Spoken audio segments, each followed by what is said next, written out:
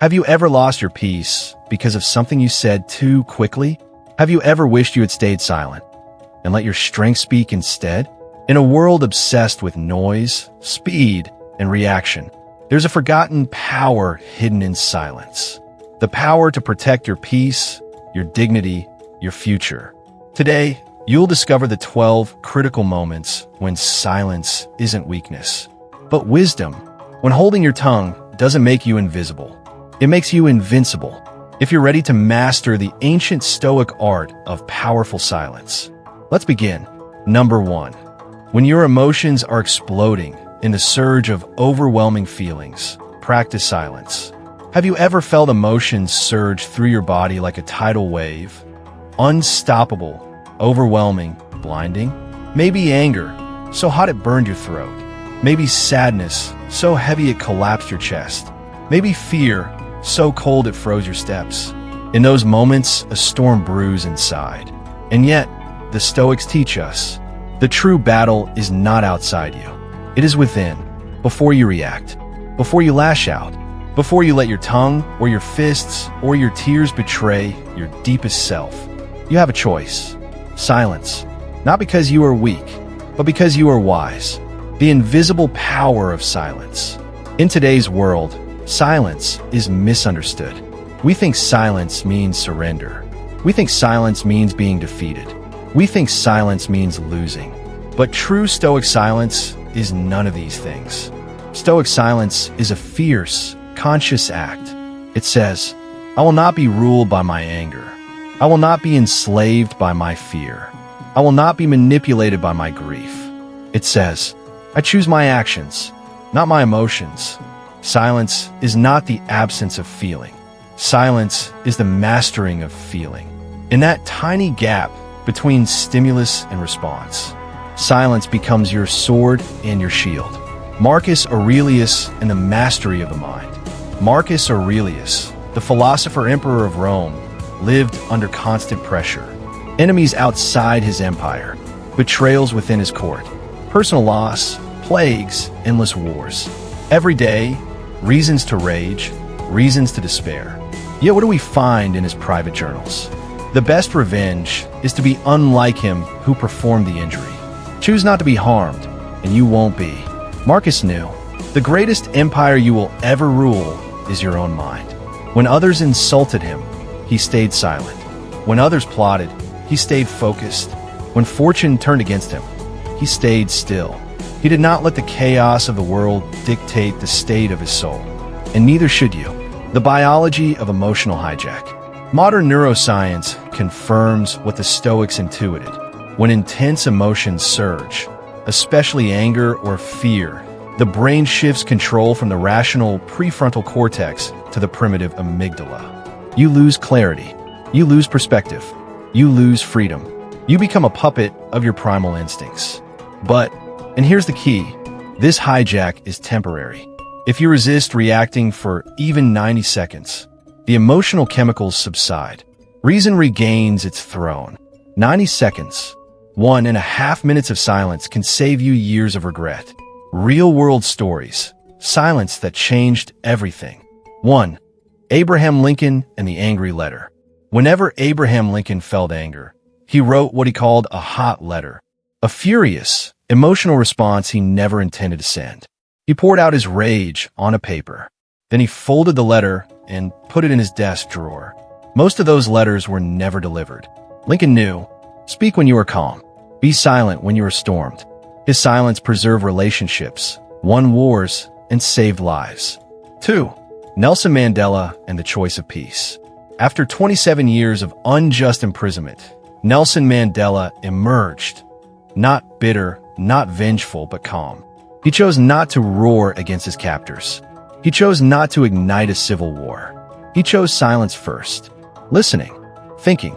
Then he spoke, deliberately, wisely, building a new nation on peace. Mandela's silence, in his angriest moments, changed the fate of millions. 3. A personal story. Imagine this. A young woman, humiliated by a public insult at work, feels rage bubbling to the surface. Her mind screams, defend yourself, fight back. Instead, She bites her tongue. She breathes. She says nothing. She waits. Within hours, her colleagues, who had witnessed everything, defend her without her asking. Her reputation soars, simply because she showed grace under fire. She learned, sometimes silence speaks louder than any defense. The practical path. How to practice silence amidst exploding emotions. Silence isn't magic. It's a skill, a discipline, a muscle you build over time. Here's how. 1. Pause immediately. The moment you feel the emotional surge, freeze. Stop the hands. Stop the tongue. Stop the body. Don't move forward into action. Plant yourself like a tree. 2. Breathe deeply. Emotions constrict breathing. Control breathing, control emotions. Inhale slowly to a count of 4. Hold for 4. Exhale slowly for 6. Focus on the breath. Anchor the mind. 3. Observe the emotion without judgment. Say to yourself, this is anger. This is fear. This is sorrow. Naming the emotion creates a distance between you and the feeling. You are not your anger. You are the watcher of anger. 4.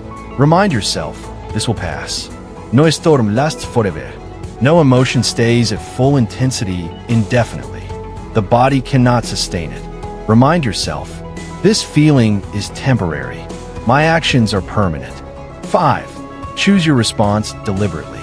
Only after the wave has crested and receded. Only when your mind is calm again should you speak or act. And often you'll find what felt urgent to say now feels irrelevant. What felt necessary to fight now feels foolish. Time reveals truth. Silence buys time. The emotional algebra of silence. Think of it like this. Reaction in anger equals regret times 10. Reaction in fear equals confusion times 5. Reaction in sorrow equals isolation times 3. But silence during anger equals respect times 10. Silence during fear equals wisdom times 5. Silence during sorrow equals healing times 3. Silence recalculates every outcome.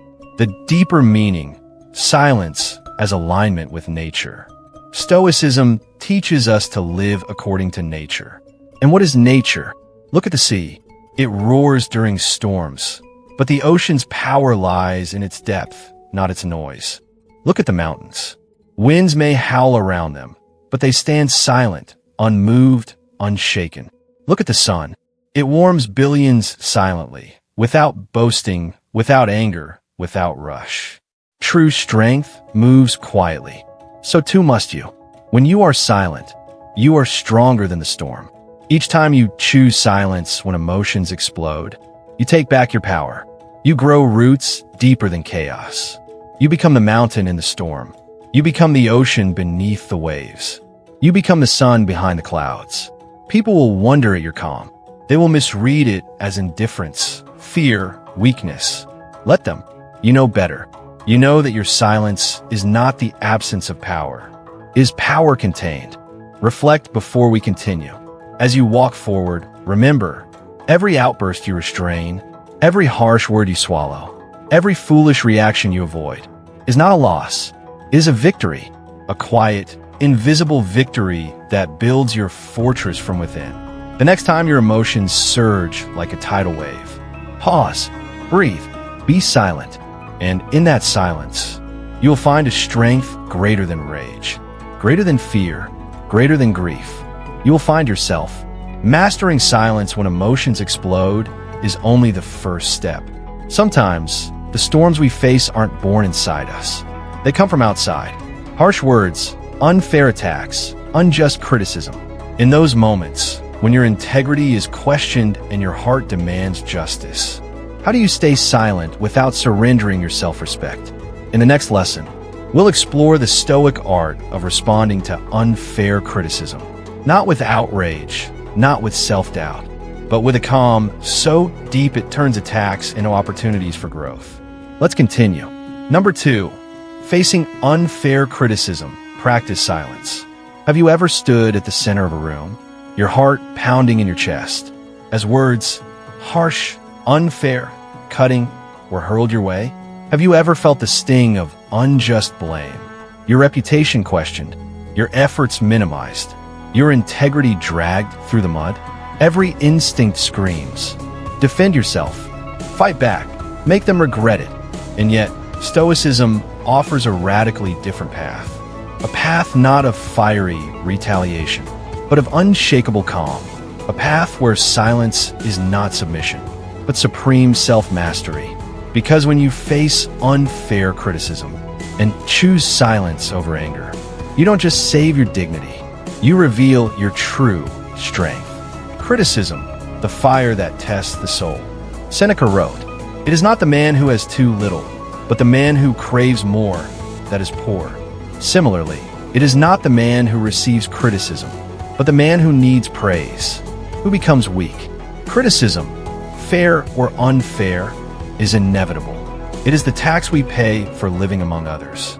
It is the friction born of human imperfection. But unfair criticism, that unjust arrow, is a special kind of trial. It strikes where it hurts most. Our pride, our identity, our deepest insecurities. And it offers a choice. React impulsively and hand your power over, or remain silent and rise above the battlefield. The nature of unfair criticism. Unfair criticism often says more about the speaker than the target. It reveals their insecurities projected outward, their jealousy cloaked as judgment, their ignorance masquerading as wisdom. When you understand this, you stop personalizing every attack. You realize their opinion of me is not my responsibility. Their anger is not my identity. Their confusion is not my truth. In the face of unfair criticism, silence is your shield. Stillness is your sword. Historical wisdom. Silent responses that changed history. 1. Marcus Aurelius and the critics of Rome. Despite leading Rome through plagues, wars, and political upheaval, Marcus faced constant criticism. He didn't waste time arguing. He didn't retaliate with harsh decrees. Instead, he wrote in Meditations, "Do not waste what remains of your life in speculating about others." He understood. Every moment spent defending yourself to fools is a moment stolen from building your character. 2. Gandhi's Stoic resistance. Mahatma Gandhi, accused of sedition, ridiculed for his nonviolent philosophy, chose silence over retaliation. He led his peaceful marches, his hunger strikes, his unwavering discipline. Answer the critics. In doing so, he turned unjust accusations into global admiration. Silence transformed slander into moral victory. 3. A story from the ordinary world. A young man, wrongly blamed for a project's failure at work, stood before his managers in silence. He did not argue. He did not defend. He calmly accepted the criticism, made note of what was true, discarded the lies internally, and let his future performance tell his story. Within months, those who criticized him faded. Those who witnessed his silence respected him, because silence under unjust attack is rare, and rarity commands respect. The practical path: how to stay silent when criticized unfairly. Silence under fire is not instinctive. It must be trained like a muscle. Here's how. 1. Pause and reframe. When criticized unfairly, pause. Internally say, "This is a test, not a verdict. Their words reflect them, not me." Reframing breaks the emotional spell. 2. Focus on what you control. Epictetus taught, "Some things are up to us, and some things are not." You cannot control others' words. You can only control your mind. Focus on maintaining inner clarity, not external approval. 3. Look for the grain of truth. Even unfair criticism sometimes carries a sliver of truth. Seek it, extract it, use it. Thank your enemies silently for sharpening your edge. 4. Let actions speak louder than defenses. Words are cheap. Actions are gold. A reputation built over time through consistency, honor, and discipline renders unjust attacks irrelevant. Let your life argue for you. 5. Maintain external calm and internal stillness. Externally, relax your face. Unclench your fists. Breathe steadily. Internally, anchor your mind on your values. Remind yourself, I am not defined by this moment. 6. Choose deliberate response over immediate reaction. If necessary, respond later, thoughtfully, after emotions have cooled. Or better yet, let silence be your ultimate answer. Because sometimes no reply is the clearest reply. The emotional algebra of silence under criticism. Let's look at it mathematically. Reacting in anger equals damage to reputation times 5. Defending impulsively equals self-doubt times 3. Remaining silent equals dignity times 10. Silence compounds into strength over time. The deeper meaning, silence as integrity. When you stay silent under unfair attack, you prove to yourself that your worth is not dependent on the shifting winds of public opinion. You demonstrate that truth needs no defense. That dignity is its own shield. You become untouchable, not because you are stubborn, but because you are sovereign. And sovereignty of mind is the highest Stoic ideal. Reflect before we continue. The next time unfair words rain down upon you, remember, you are not there to win an argument. You are there to win your own self-respect. You're not there to crush the critic. You are there to cultivate your soul. In the silence you choose, in the fire you endure without flinching, you forge a character stronger than steel. Let your silence be your rebellion. Let your silence be your monument. And as we walk forward, we face another storm that tests our mastery. The temptation to react when others boast. Because sometimes the real battle is not when we are attacked, but when we are provoked by another's pride. Let's continue. Number 3. When you are angry in the moment of rising rage, practice silence. Have you ever felt it? The sudden flash, the tightening of the jaw, the clenching of the fists, the rising heat in your chest. Anger is the firestorm of emotions. It demands action. It seduces the tongue. It whispers. Say it now. Shout it louder. Strike back. But the Stoics taught, when anger rises, do nothing. When the mind is inflamed, stay silent. Because anger, left unchecked, is not a tool. It is a trap. And the only way to escape its chains is to master the moment through silence. The nature of anger and why it must be mastered. Marcus Aurelius observed, how much more grievous are the consequences of anger than the causes of it. Meaning, it is rarely the insult itself that ruins us. It is our rage-filled reaction to it. Anger makes temporary problems permanent. It burns bridges that took years to build. It scars relationships beyond repair. It destroys peace, purpose, and sometimes lives. In its fury, anger feels righteous. But left unexamined, it almost always leads to foolishness. Silence, in the heat of anger, is not cowardice. It is wisdom's armor, the biological hijack of anger. Neuroscience confirms, when anger floods your system, the logical brain, the prefrontal cortex, is overridden by the primal brain, the amygdala. You become reactive. You lose foresight. You exaggerate threats. You misjudge consequences. In the first surge of rage, you are, quite literally, less human and more animal. But here's the miracle. If you do nothing for 90 seconds, if you breathe instead of speak, pause instead of act, the brain's chemistry rebalances. Silence saves you from becoming a beast. Historical wisdom, silent masters of anger. 1. Marcus Aurelius enduring betrayal. When his own general Avidius Cassius rebelled against him, Marcus did not lash out with rage. Instead, he wrote, "The best revenge is to be unlike him who wronged you." Marcus mourned the betrayal privately. He prepared calmly to defend Rome, and he ordered that, if Cassius were captured, he be treated with mercy, not torture. Silence under betrayal preserved Marcus's soul and the empire. 2. Nelson Mandela forgiving his captors. After 27 years imprisoned under brutal apartheid, Mandela emerged not with shouts of revenge, but with silent dignity. He had every right to roar in anger. He chose silence first, then calm words that rebuild a nation. His silence in the furnace of rage became the foundation of peace. 3. A modern story, the silent leader.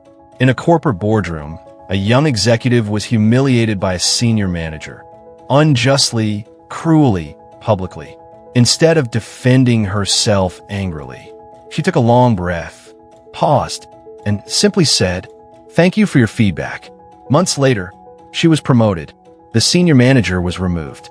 Her silence had spoken volumes. The practical path: how to stay silent in moments of anger. Silence in anger is not passive. It is an active, strategic choice. Here's how to master it. 1. Name the emotion. When rage rises, internally say, "This is anger. It is temporary." Naming creates distance. You are the observer, not the slave. 2. Ground yourself physically. Plant your feet. Relax your jaw. Soften your shoulders. Focus on slow, deep breaths. Anchor the body to steady the mind. 3. Delay all action. Make a vow. I will not speak. I will not move toward confrontation. I will wait until the fire cools. Postponing by minutes, even seconds, often averts disaster. 4. Examine the story you are telling yourself. Is the insult as grave as it feels? Is the threat as big as anger paints it? Anger often lies, magnifies, distorts. Expose its illusions. 5. Choose the long game. Ask yourself, will this matter tomorrow? Next week? Next year? Most triggers are forgettable. Silence lets them pass into nothingness. The emotional algebra of anger and silence. Simple equation. Reacting in anger equals damage times 100. Acting after reflection equals wisdom times 10. Remaining silent in the peak equals mastery times infinite. Silence is not the absence of power. It is the multiplication of power. The deeper meaning, silence as sovereignty. When you restrain your rage, you prove to yourself that no external force owns your spirit. Not insults, not betrayals, not provocations. You are not a puppet of emotion. You are the master of your mind. This is what it means to be truly free. Reflect before we continue. The next time anger ignites your veins, the next time rage demands your voice, remember, silence is the space where anger loses its grip. Silence is the breath that turns fire into light. Every silent pause is a brick in the fortress of your strength. And as we stand silent amidst our own tempests, we face another battlefield, navigating false rumors without losing our dignity. Let us step carefully into that challenge. Number 4, facing false rumors in the midst of whispered lies. Practice silence. Have you ever walked into a room and felt the air thicken, not from heat, but from whispers? Have you ever sensed that behind polite smiles, there were words spoken about you, twisted, exaggerated, untrue? False rumors are poison without a face. You cannot grab them. You cannot confront them head on. They slip like smoke through your fingers, and yet they sting deeply, unjustly, intimately. Your instincts cry out. Defend yourself. Clear your name. Silence the liars. But Stoicism teaches a harder, wiser path. Do not chase smoke. Do not battle shadows. Stand still. Stay silent. Let time and truth reveal what noise cannot. Because in the midst of whispered lies, your best defense is the silent, towering integrity of your own life. The nature of rumors, why they hurt so much. Rumors strike at the human need for belonging, respect, and identity. They weaponize doubt. They pit perception against reality. They challenge not only what others believe about you, but what you sometimes begin to believe about yourself. And that's their real danger. Not that others speak lies, but that you too might start living defensively in response. The Stoics would remind us, what others think of you is none of your concern. What matters is who you are, not what they say. When you chase rumors, you validate them. When you defend against whispers, you amplify them. When you stand silent, steady, unbothered, you strip them of oxygen. Rumors die without attention. Historical wisdom, silent responses to slander. 1. Marcus Aurelius among betrayers. Even as emperor, Marcus Aurelius faced slander. From rivals, from senators, from generals. Did he waste time refuting every lie? No, he wrote in Meditations. If anyone speaks ill of you, do not defend yourself against his accusations, but reply, he was not aware of my other faults, else he would not have mentioned only these. A response of humility, a response of humor, a response of profound internal freedom. 2. Abraham Lincoln and political smears. During his political campaigns, Lincoln endured brutal rumors that he was a tyrant, that he was illegitimate, that he was morally bankrupt. He responded not with endless rebuttals, but with patient focus on substance. He let his actions, not his anger, answer the lies.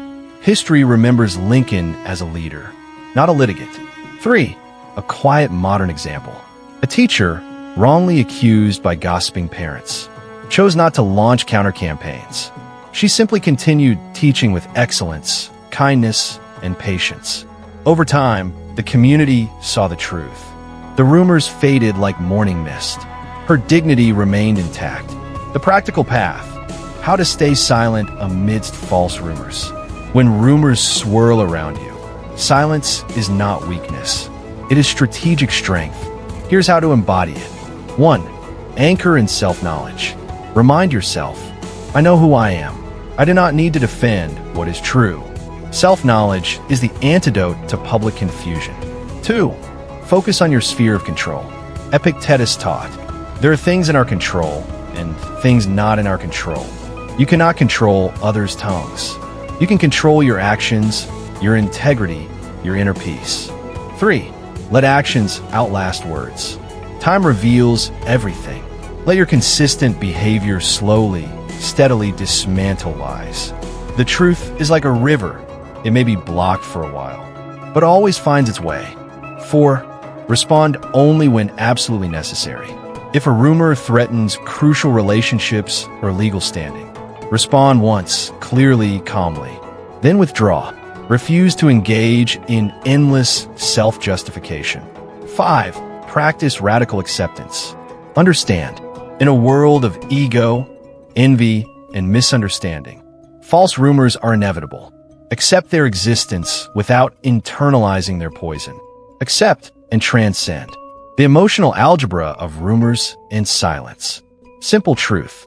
Fighting rumors equals feeding them times 10. Ignoring rumors equals starving them times 5. Living with integrity equals outlasting them times infinite. Rumors thrive on reaction. They wither under quiet endurance. The deeper meaning: silence as witness to truth.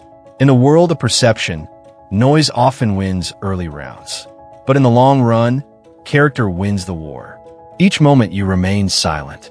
Each day you live with transparent integrity. You become a lighthouse. The storms rage. The waves crash. But you stand, shining steadily, proving truth by your very existence. No rumor can erode a soul rooted in reality. Reflect before we continue. The next time you hear whispers behind your back, the next time you feel the sting of unseen lies, pause, smile. Remember, it is not my duty to chase shadows. It is my duty to walk in the light.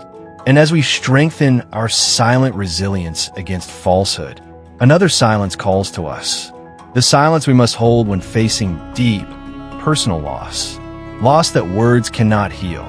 Pain that silence alone can witness. Let's walk gently into that sacred silence. Number 5, facing loss in the silence after grief. Practice silence. There are moments in life that tear through the soul like a silent storm.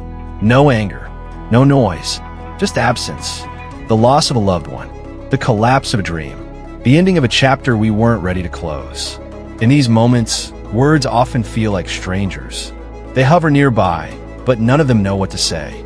And even when they come, I'm sorry, it'll get better, time heals all wounds, they fall flat, as if trying to mend a shattered mirror with thread. So we sit, and we feel, and we break quietly. But Stoicism does not abandon us here. It meets us here, not with solutions, but with presence. Not with fixes, but with wisdom. It teaches us there's a kind of silence that does not hide from grief, but holds space for it. Because in the silence after loss, we do not lose ourselves. We meet ourselves again, deeper than before. Grief is not a problem to solve. We live in a world that rushes grief. We are told to move on, to stay strong, to be positive. But Stoicism is not a cheerleader. It is a mirror. And when grief arrives, the Stoic does not pretend. He does not dismiss the ache. She does not wrap sorrow in platitudes. Instead, the Stoic sits with the loss, acknowledges it, breathes through it. Seneca wrote, "No one can grieve long unless they're trying to suppress their grief." Silence, true silence, gives grief room to breathe. Not the silence of repression, but the silence of presence. Loss is part of nature, and so are you. One of the central teachings of Stoicism is to live in accordance with nature. Nature gives, and nature takes away. The seasons change, the tides retreat, even stars collapse. Why should human life be exempt? When we lose something precious, we often think this shouldn't have happened. But nature does not operate on should. It simply is. Marcus Aurelius, who buried children, led armies through plague, and lived in constant awareness of death, wrote, "You could leave life right now. Let that determine what you do and say and think, not as a threat, as a call to presence, to appreciate while we have, to release what's gone." Real stories of Stoic grief. 1. Marcus Aurelius and the death of his children. Marcus lost several of his own children, including his beloved son Lucius. He grieved deeply, but not publicly. Instead, he turned inward. He wrote in Meditations, "Do not be angry with the rain. It simply does not know how to fall upward. Loss, like rain, follows its own gravity. Fighting it is futile. Accepting it is freeing." 2. Epictetus and the loss of freedom. Born a slave, Epictetus lost his physical freedom and eventually his mobility due to a permanent injury. And yet he taught, "It is not things themselves that disturb us, but our judgments about them." To Epictetus, even the greatest external loss could be faced with internal peace, because freedom of the mind, once claimed, can never be taken. 3. A quiet modern story. A mother loses her son in a tragic accident. She is overwhelmed, broken, but every morning before speaking, she lights a candle. She sits in silence. She does not rush her healing. She does not pretend to be okay. And in that stillness, day by day, she finds that grief is not a wall, but a doorway. And through that doorway, she finds a new version of herself.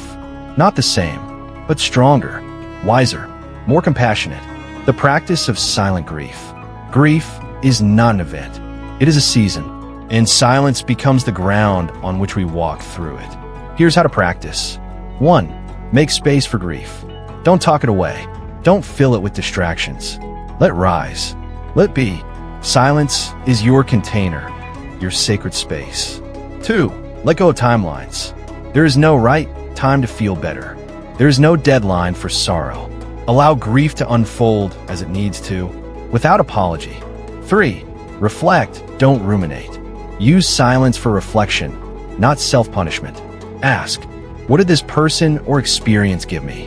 What remains, even after they're gone? What am I being called to become now? 4. Write in stillness. Let your journal become your companion. Not to fix, not to analyze, just to observe. Let silence give shape to the unspeakable. 5. Walk slowly with nature. Nature doesn't speak. It doesn't try to cheer you up. It simply is alive, cyclical, enduring. Let its quiet presence hold your grief without judgment. The emotional algebra of grief and silence. Let's calculate it differently. Denying grief equals numbness times delay. Speaking prematurely equals disconnection times confusion. Embracing silence equals integration times healing. Silence allows grief to move through you, not get stuck inside you. The deeper meaning, silence as sacred ground. In every culture, every faith, every tradition, we observe moments of silence for the dead. Why? Because silence is reverence. Silence is remembrance. Silence is love without noise. When we sit with grief silently, we are not weak. We're holding space for something too vast for language. We are honoring what was and allowing what will be. We are becoming. reflect before we continue. Loss is not something we move on from. It is something we grow around. And in the silent aftermath of grief, you are not alone. You are walking through the same human wilderness that every soul has walked and survived. Let silence be your lantern, because as we heal from the losses life hands us, we begin to see that not every pain comes from tragedy.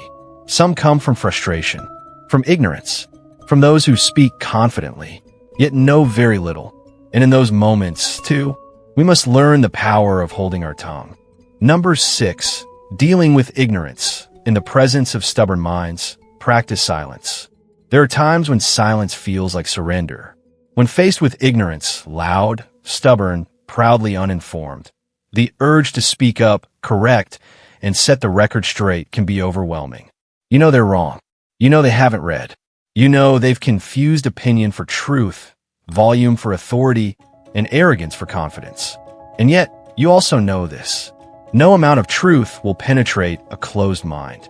Stoicism teaches us that silence, in the presence of stubborn ignorance, is not weakness, is wisdom, because not every hill is worth dying on.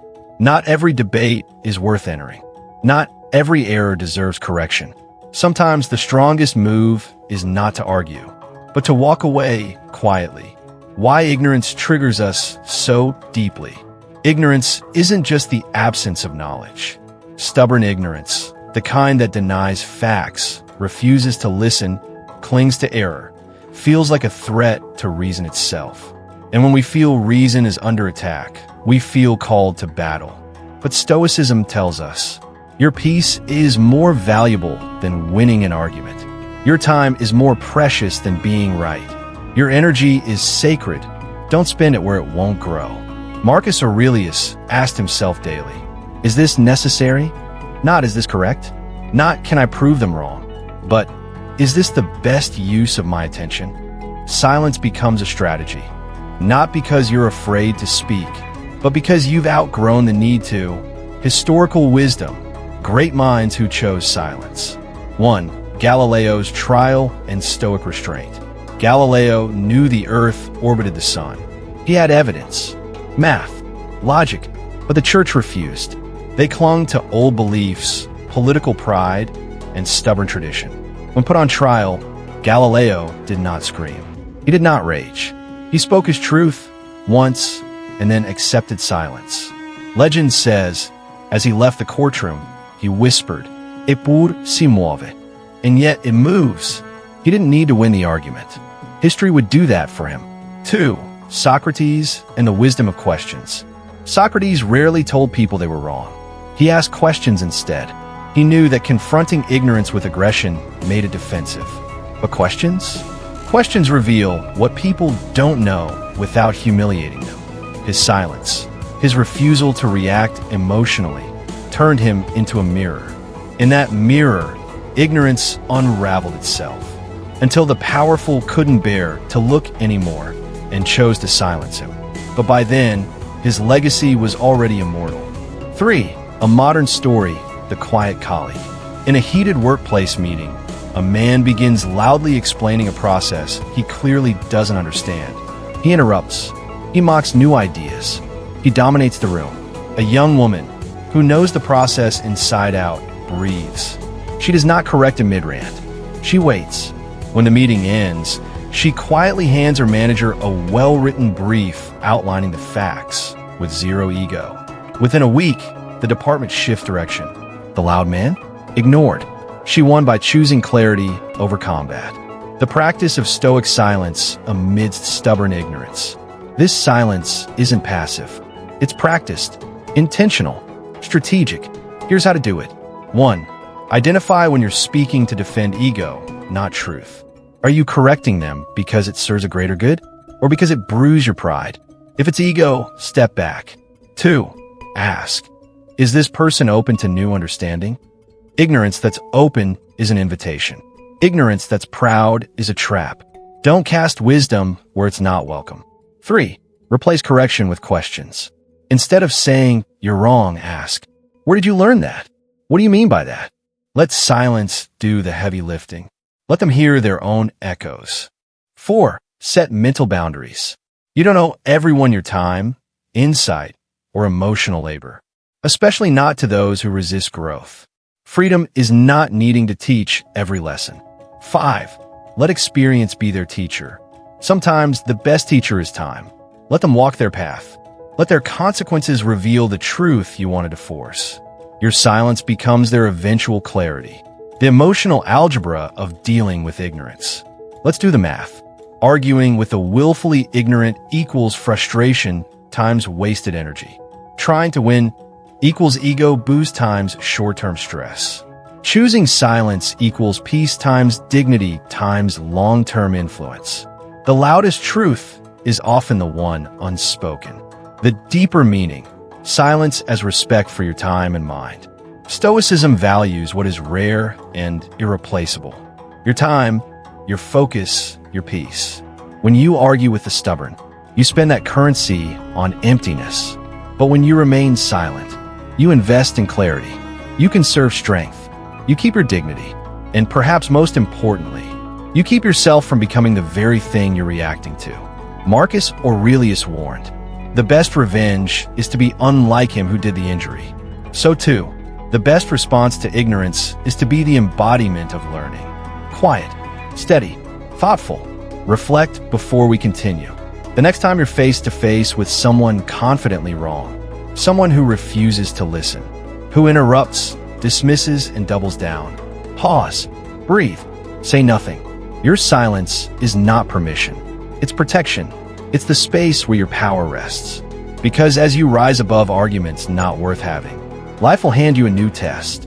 What do you do when injustice is real, direct, and personal? When silence is no longer just wise, but moral? Let's walk into that deeper fire.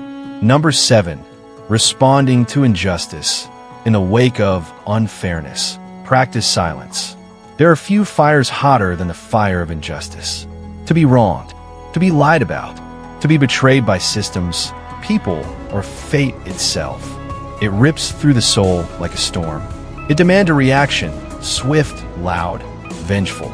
We want to strike back. We want to make it fair. We want to scream, "This isn't right. This isn't fair." But the Stoics offer a path harder and higher than revenge. Practice silence. Choose principle over passion. Respond not with rage, but with calm. Not with noise, but with enduring action.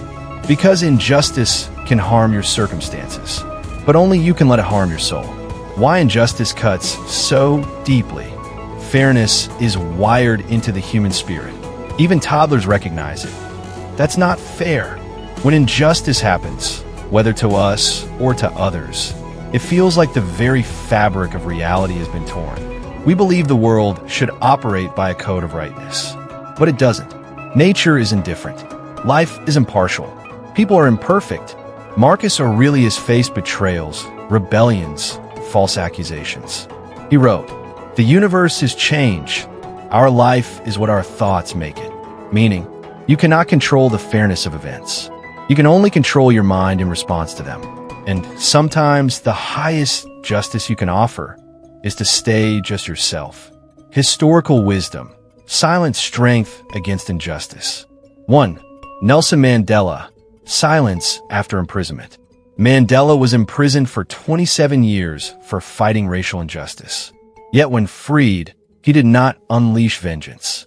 He spoke softly. He forgave publicly.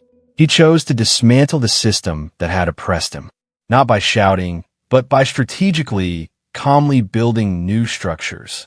His silence and rage gave birth to reconciliation. 2.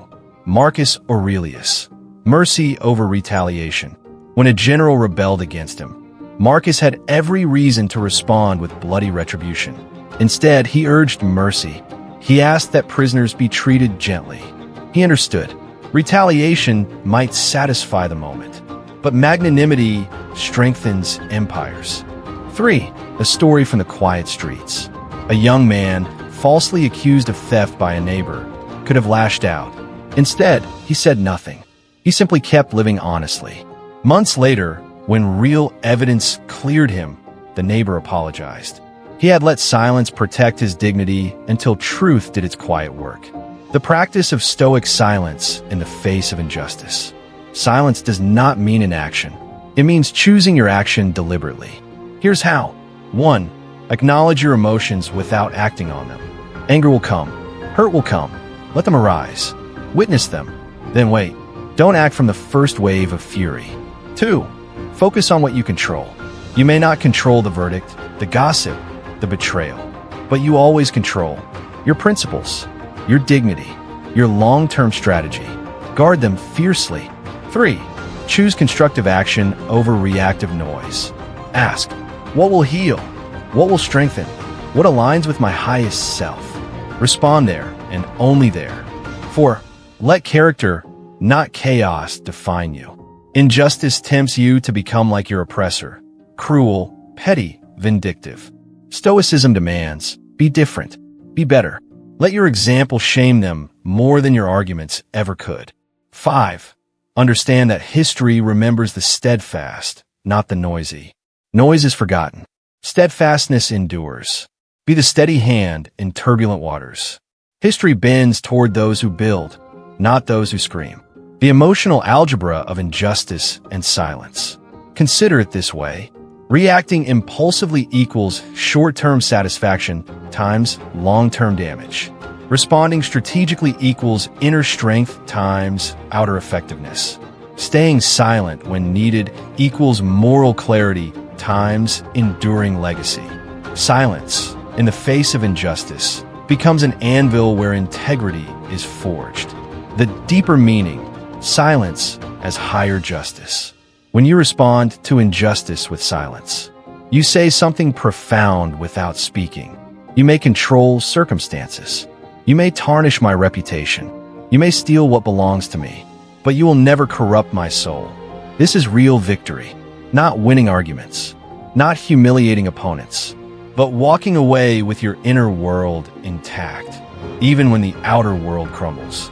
Seneca wrote, "He who suffers before it is necessary, suffers more than is necessary." Why suffer twice? Once from injustice, once from your own rage. Silence breaks that cycle. Reflect before we continue. The next time injustice pierces your peace. The next time unfairness strikes like a whip across your spirit. Pause. Remember, your response matters more than the wrong itself. By choosing silence when appropriate, by choosing steady principle over reckless passion, you do not deny injustice. You transcend it, because soon enough, life will not just bring unfairness. It will bring direct insult, personal attack, and bitter words meant to wound. And there too, silence will be your sword. Number 8. Handling insults in the face of verbal attacks. Practice silence. An insult is a dart thrown at your dignity. Sometimes it's sharp and deliberate. Other times it's disguised as a joke, a passive-aggressive comment, a sly remark. But the feeling it stirs is unmistakable. Your chest tightens. Your heart races. Your mind spins with comebacks you could unleash. How dare they? They need to be put in their place. The impulse to strike back is primal. Quick, almost automatic. But the Stoics teach a better way. In the face of insult, practice silence. Not because you are weak, not because you are defeated, but because you are beyond their reach. Silence is the armor that words cannot penetrate. Why insults hurt so deeply? An insult is not just a comment. It's an assault on identity. It says, you are less than you believe. And because we cherish our sense of self, we feel the sting. But here's the truth Stoicism reveals. No one can diminish you unless you grant them that power.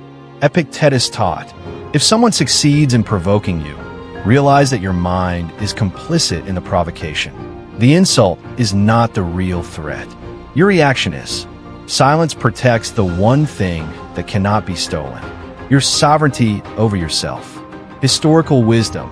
Masters of silent strength. 1. Socrates before his accusers. Accused of corrupting the youth, of atheism, of undermining Athens. Socrates faced a courtroom of jeers and slander. He did not protest with outrage.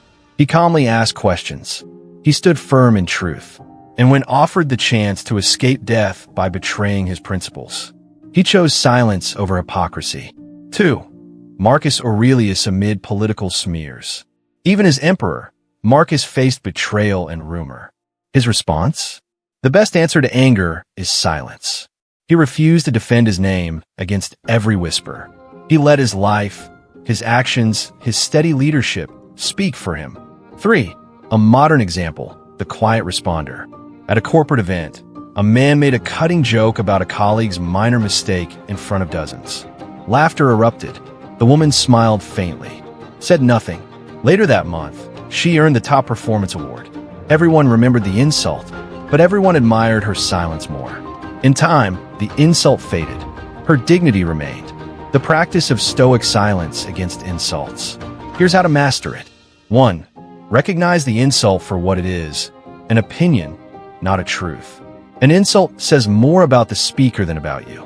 It reveals their insecurities, not your worth.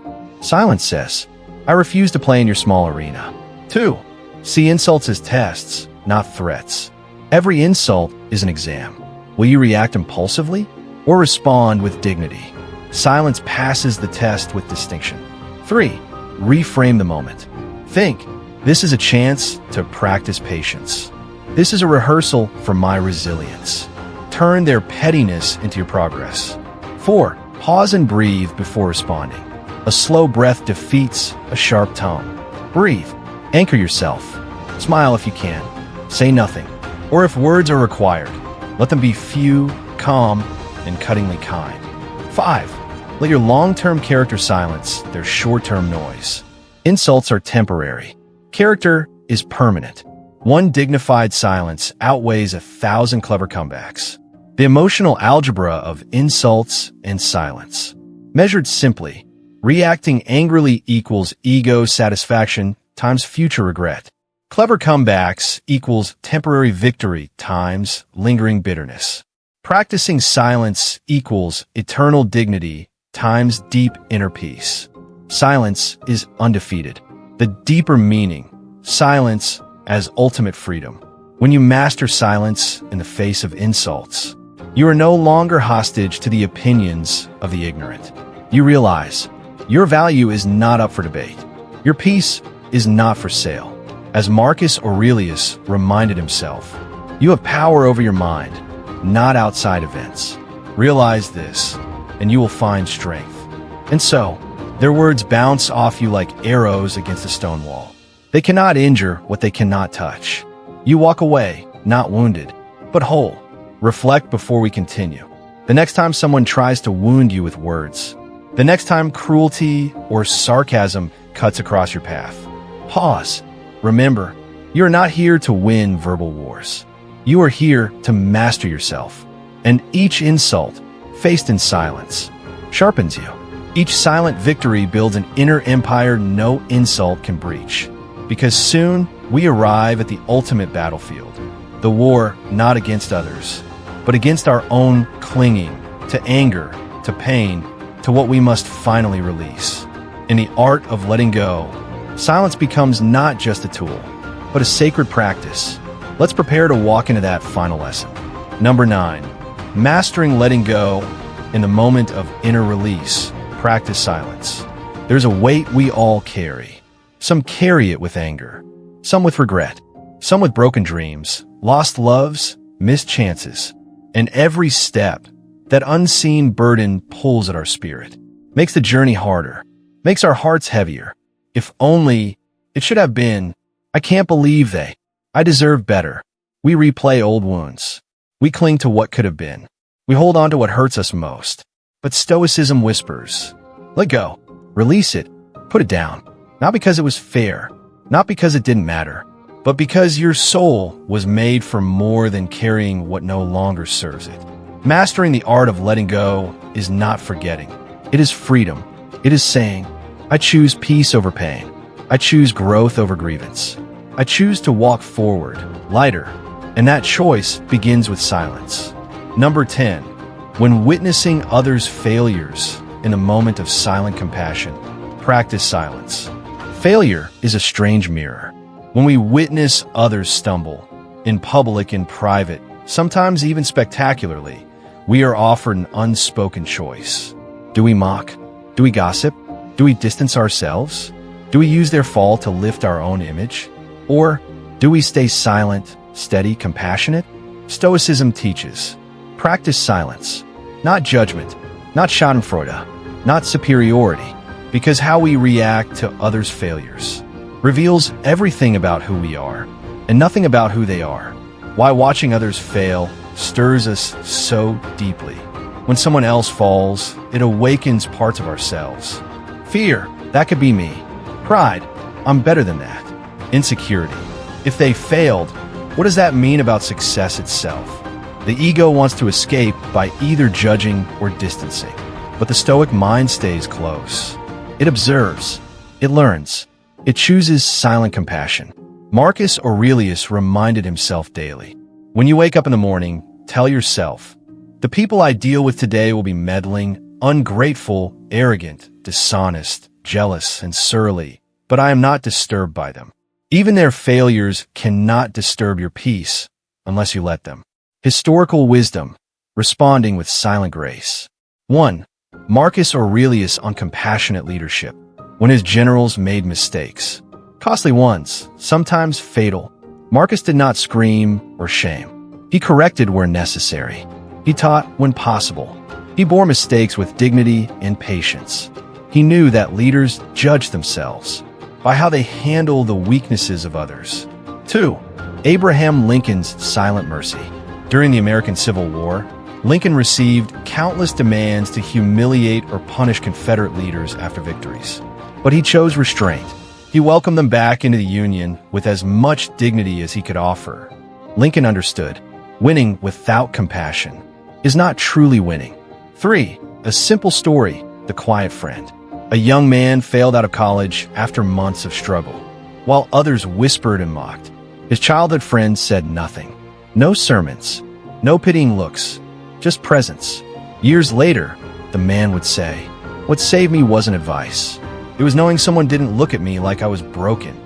Sometimes, the purest form of love is silent. The practice of silent compassion toward failure. Here's how to embody it. 1. Check the first impulse. When you witness failure, notice the instinct to judge, to comment, to separate. Catch it. Pause. Choose a better response. 2. See yourself in their struggle. Today it is them. Tomorrow it could be you. Compassion grows when we see common humanity, not distance. 3. Offer support quietly if welcome. Sometimes presence is enough. Sometimes a few simple words. I'm here if you need me. Not advice. Not fixing. Just steady, unconditional regard. 4. Reflect before you speak. Ask, will this comment uplift? Will this action heal? Or am I trying to ease my own discomfort? Let silence guard your intentions. 5. Let time teach, not your ego. Most failures teach better lessons than words ever could. Trust the process. Stay near. Stay silent. Growth is already happening underground where you cannot see it. The emotional algebra of witnessing failure. Think of it like this.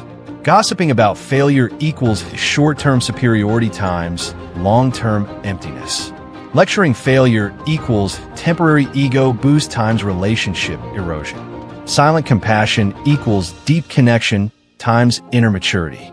True strength shines brightest when others have fallen. The deeper meaning, silence as true solidarity. When we stay silent before the stumbling of others, we honor not just their humanity, but our own. We say, you are not your failure, and I do not need you to succeed in order to respect you. This is love without condition. This is respect without transaction. This is the quiet grace that builds unbreakable bonds. Senyk reminds us, wherever there is a human being, there's an opportunity for kindness. Failure is one of the greatest of those opportunities. Reflect before we continue. The next time you see someone stumble, falter, fall, pause. Remember, your silence can heal more than your words. In silent compassion, you lift others without lifting your voice. And soon, we will explore another form of silence. The silence that must be practiced even when success comes. Especially when success comes. Because in triumph, as much as in tragedy, the Stoic stays silent. Number 11. In moments of triumph, in the peak of victory, practice silence. Victory has a sound. It echoes in applause, trophies, promotions like headlines. Success shouts, "Look at me. I made it. I'm better than before, better than you." And the world urges, celebrate louder, post faster, boast bigger. But Stoicism offers a different path. In the peak of triumph, practice silence. Not because you aren't proud, not because you didn't earn it, but because true greatness whispers, even when the world screams. Why triumph tempts us toward noise. Success stirs a dangerous cocktail. Pride, fear of losing it. Desire for validation. Hunger for more. Victory feeds the ego. The ego, in turn, demands witnesses. If no one sees my victory, did I even win? Stoicism answers, yes, your victory is real even if no one applauds. In fact, it is more real when it is silent. Marcus Aurelius wrote, "Don't waste the rest of your time here worrying about other people." That includes their praise. Historical wisdom, silent masters of triumph. 1. Marcus Aurelius and the Roman triumphs. Roman emperors often celebrated victories with parades, statues, monuments. Marcus Aurelius preferred simple acknowledgement. He wrote, "Receive without pride. Let go without attachment." Victory was a responsibility, not a parade. 2. Epictetus on achievements. Epictetus reminded students, if you succeed, remember, it's not entirely yours. Luck played a role. Circumstances contributed. Other people helped, even invisibly. Gratitude, not pride, was his posture toward success. 3. A modern example, the silent champion. After winning a national competition, a young athlete stood at the podium. While others boasted in interviews, he simply said, "I thank my team, my family, and the opportunities life has given me. Now it's time to train harder." He understood. Victory is a beginning, not an end. The practice of Stoic silence in triumph. How to hold success humbly and silently. 1. Savor the moment internally, not externally. Feel pride quietly. Celebrate inwardly. Let the victory nourish your spirit, not inflate your ego. 2. Attribute credit broadly. Acknowledge luck, mentors, support, timing. Humility deepens strength. 3. Resist the need for validation. Victory doesn't require confirmation. It doesn't require retweets, shares, claps. It simply is, and that is enough. 4. Focus on stewardship, not status. What will you do with your victory? How will you serve others, build, uplift? Success is responsibility in disguise. 5. Remember, everything is temporary. Today's triumph will fade. New challenges will come. Anchor yourself not in trophies, but in timeless virtues. The emotional algebra of triumph and silence. Measured simply, boasting about victory equals ego inflation times future vulnerability. Modesty in victory equals dignity times enduring influence. Silent gratitude equals inner richness times timeless respect. The quieter the victory, the deeper its roots, the deeper meaning, silence as true mastery. When you master silence at the peak of success, you prove that circumstances do not own you, neither bad nor good. You remain steady, like a mountain untouched by weather. You understand, I am grateful, but I do not need to shout. I am proud, but I do not need to boast. I am victorious, but I remain a servant to wisdom. Seneca wrote, "Success tempts men to pride, but wisdom teaches men to stand firm." And what is silence at the height of triumph? If not the final proof of wisdom, final reflection as you move through life, through storms and sunshine, through failures and victories. Remember, in anger, practice silence. In betrayal, practice silence. In injustice, practice silence. In insult, practice silence. In loss, practice silence. In success, practice silence. Because silence is not emptiness. Silence is space, where strength grows, where character forms, where true freedom breathes. You do not need to shout to prove your worth. You need only to stand still, silent, steadfast. And in that silence, You will hear the quiet, eternal voice of wisdom whisper. You have already won. And now I ask you, which silence do you feel called to master first? The silence in anger? The silence in failure? The silence in triumph? Or perhaps the silence that frees you completely? Tell me in the comments. What moment will you choose to meet with silence? And if this journey stirred something within you, share it with someone who needs it too. Because wisdom, like silence, grows stronger when it's shared.